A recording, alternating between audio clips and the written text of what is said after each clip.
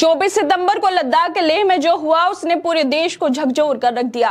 उस दिन एक शांतिपूर्ण प्रदर्शन के दौरान लद्दाख को राज्य का दर्जा देने वाले और छठी अनुसूची में शामिल करने की मांग कर रहे लोगों पर अचानक गोलियां चला दी गई, जिसमें 4 लोगों की जान चली गई। उन्हीं में से एक थे पूर्व सैनिक तसावांग थारचिन। तसावांग थारचिन वो नाम है जिसने अपने जीवन के अहम साल इस देश की सेवा में लगाए, जिनके रग रग में देशभक्ति बसी थी। सेना से रिटायरमेंट के बाद वो एक जागरूक नागरिक की तरह अपने लोगों की आवाज बनने के लिए सड़कों पर उतरे थे, लेकिन उन्हें इसकी कीमत अपनी जान देकर चुकानी पड़ी। राहुल गांधी ने इस पूरे मामले को लेकर केंद्र सरकार पर सीधा हमला बोला है और थारचिन के पिता का वो भावुक वीडियो भी साझा किया है, जिसमें वो आंसुओं के बीच पूछ रहे हैं, क्या देशभक्ति की यही सजा है? क्या देश की सेवा करने वालों की यही कीमत है कि जब वो अपने हक की बात करें तो उन्हें गोली मार दी जाए? क्या उन लोगों पर कार्रवाई होगी जिन्होंने गोलियां चलाई? क्या अमित शाह जांच करवाएंगे? सबसे बड़ा और गंभीर सवाल यही है कि गोली चलाने का आदेश आखिर किसने दिया? क्या लाठीचार्ज, आंसू गैस, वाटर कैनन या रबर बुलेट जैसे तमाम विकल्पों को छोड़कर सीधे गोली चलाना जरूरी था? कि सीआरपीएफ व पुलिस के पास कोई और तरीका नहीं था हालात को काबू करने का? आखिर किसके इशारे पर यह जानलेवा कदम उठाया गया? ये कोई छोटी बात नहीं है, ये देश के भीतर अपने ही लोगों पर गोली चलाने की घटना है। और जब ये सब गृह मंत्रालय के अधीन आने वाली एजेंसियों के द्वारा हुआ तो क्या गृह मंत्री अमित शाह को इसका जवाब नहीं देना चाहिए? क्या उन्हें जांच ठीक से नहीं करवानी चाहिए? दरअसल 24 सितंबर को लद्दाख में हुए विरोध प्रदर्शन के दौरान एक दर्दनाक और चौंकाने वाली घटना सामने आई, जब पूर्व सैनिक तसेवांग थारचिन की मौत गोली लगने से हो गई और उनके अलावा 3 और लोगों की गोली लगने से ही मौत हो गई। वो सिर्फ 46 साल के थे और भारतीय सेना में सेवा देने के बाद अब एक सामान्य नागरिक के तौर पर अपना जीवन बिता रहे थे।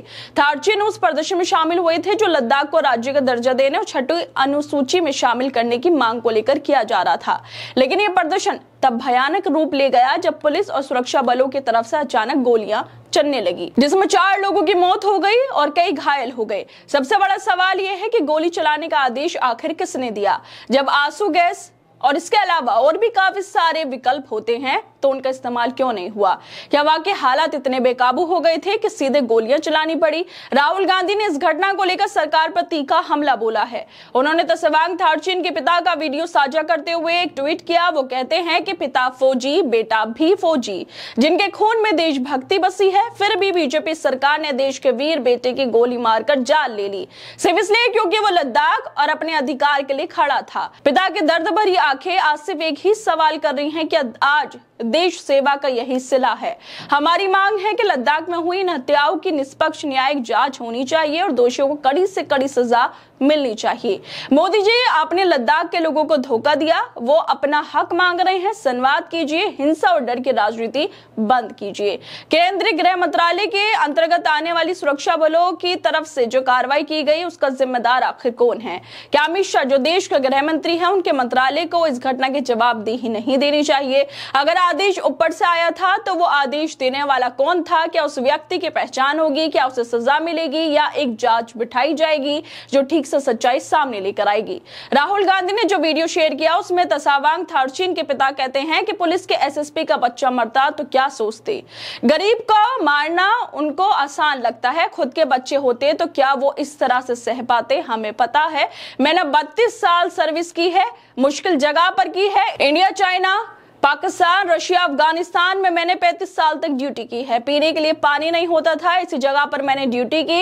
इन लोगों को क्या पता, घर से निकलते हैं, बाजार घूमते हैं और वापस चले जाते हैं।